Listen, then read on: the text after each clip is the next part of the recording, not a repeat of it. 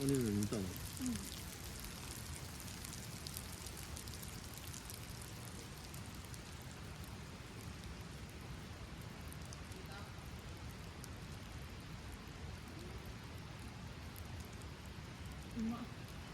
うまいよね。黄色で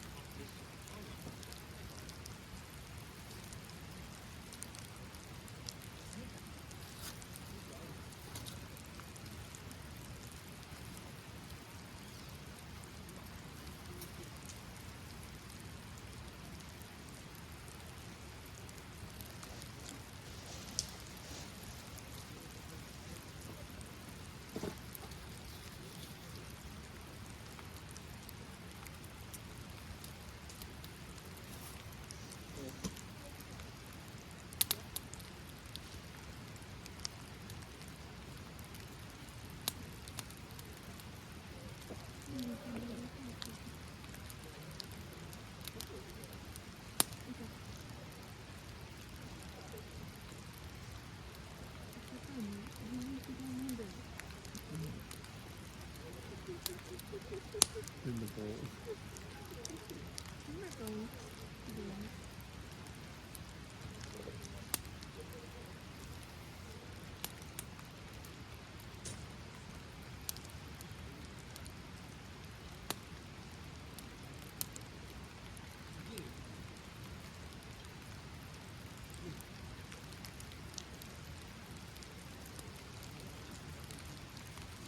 じゃあランプのやけどの後どうなった？あと残ってないの？残ってるよ。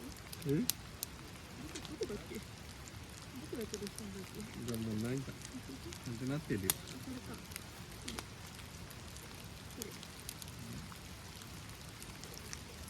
薄くなってるねでも。